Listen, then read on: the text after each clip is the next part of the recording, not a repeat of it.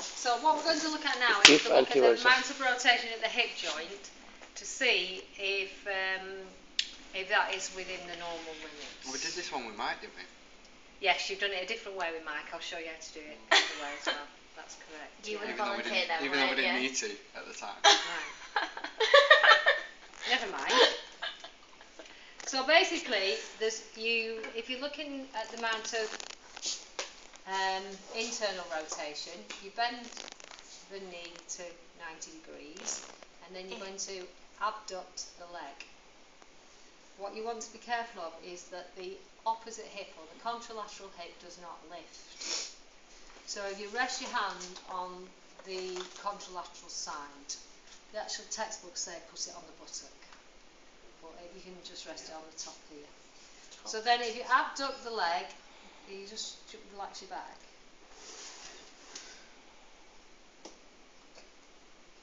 And you pull it as far as you can without it lifting. Can you see where it lifts there? So you don't want to take it that far.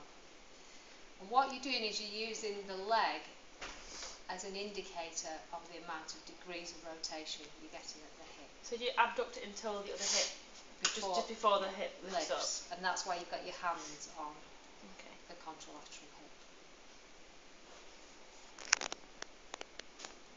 Off like that, and what you're doing is you're imagining a clock face, half the clock face.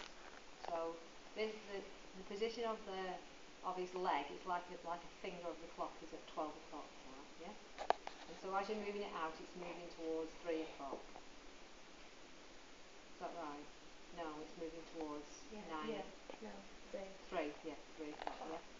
It's moving towards 3 o'clock. So you take it as far as you can.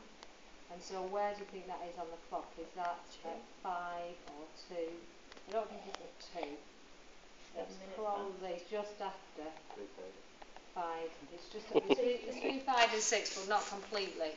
It's nearer to 5, I would say. Or 1. If he's doing it 1, 2, 3. 1, 2, 3. It's nearer to 1.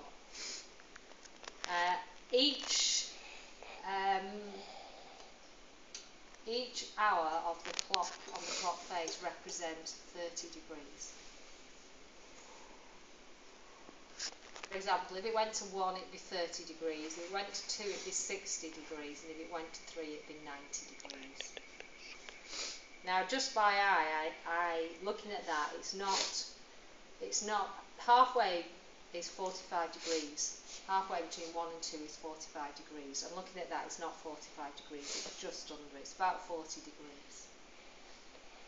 So it's after 1, but not halfway between 1 and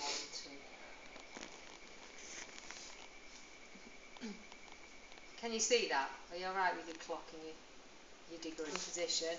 And then you move your hand to the same side hip, or the ipsilateral hip, and you're going to ADD, abduct the leg, and that's going to create external rotation at the hip.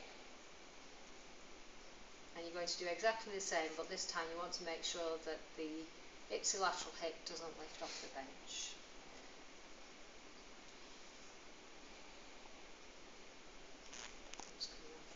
So you take it as far as it will go, which is to about there.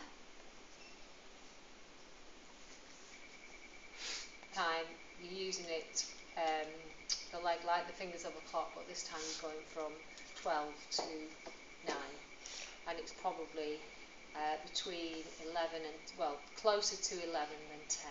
So again, it's probably 40 degrees. In an adult, you'd expect 45 degrees in both internal and external rotation, and a total range of motion of 95, which is probably what Mike's already told you. Yeah? Can you say that again? Trom. In a child, around about 3 or 4 years of age, the total range of motion is about 100 degrees. So kids have more motion than adults, they're more flexible. In a 3-4-year-old, you would expect roughly about 60 degrees of internal rotation and 40 degrees of external rotation. So it might vary. 60-40, 60 internal, 40 external. Trom 100.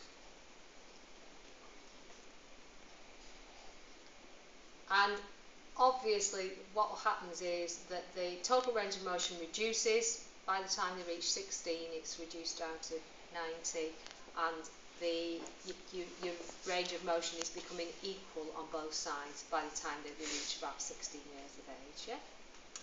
But obviously there'll be inter-individual variation, so everybody will move at perhaps a slightly different rate. If in a child what you see at 3 to 4 years is more than 70 degrees of internal rotation,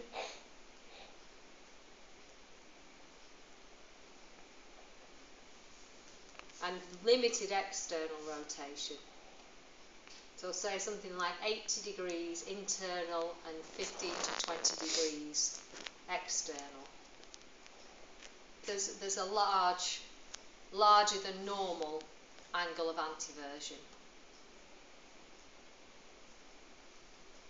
Picked up something like that, then that's outside the ranges of normal, and I would refer through the GP to the orthopaedics, unless you've got some other route to get to the orthopaedics for further investigation. It could be something like a mild cerebral palsy, a child with very mild cerebral palsy that's perhaps been missed.